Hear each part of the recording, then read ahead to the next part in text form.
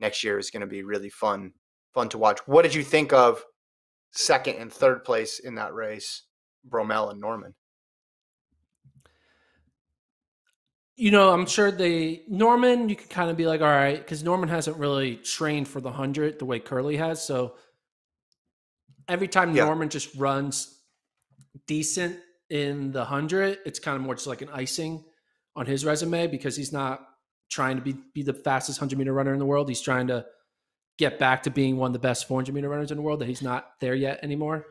So Norman, I give him an A for his performance. For Bromell, I'd probably give a B minus because Bromell. We just think about the Bromell we saw in April and in May and in June. Mm-hmm. You could not imagine this scenario, and that's what makes Fred Curley's win so much more impressive. It's because he's taken over a mantle that you thought just Bromell had on lock. Because Bromell had the experience. He was running consistently. He had never lost a race in like 10 straight races. Like, look at that. If you look at this graphic of Bromell, look at all the ones. First. And then all of a sudden, after Olympic trials, he gets fifth at Monaco. You're like, ooh, that's weird. And then ever since then, fifth, you got that first randomly, but fifth, fourth, third, fourth, second. So that consistency kind of just went out the door. And I'm sure if you look at Fred Curley, it's gone to he was in go the that other direction. hovering. Yeah. It's going the other direction of third, second, third to now first. Yeah.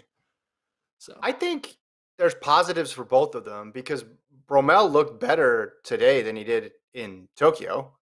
I think that's definitely true. And then when you look at Curley from the perspective of this is the Olympic silver medalist and orient it around that instead of this is a guy who's dropping down from the 400 and I'm a 100-meter specialist, I should beat this guy.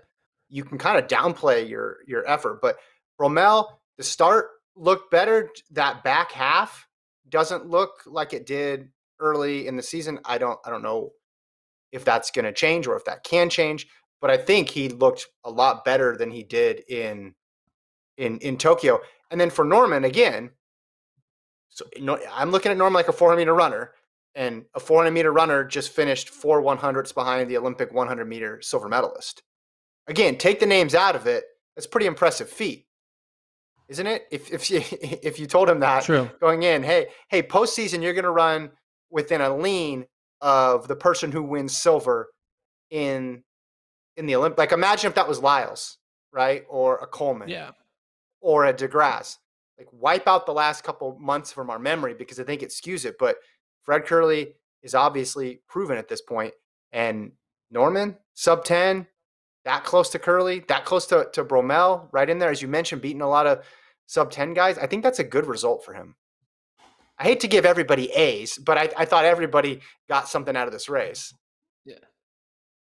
Yeah, I'll give A+ to Curley, B- to Bromell, and an A for Norman. That would be my grades. I would really love to see, and we're not going to get it because he didn't run any this year, but I would love to see Norman in a 200 right now. That would be fascinating to me.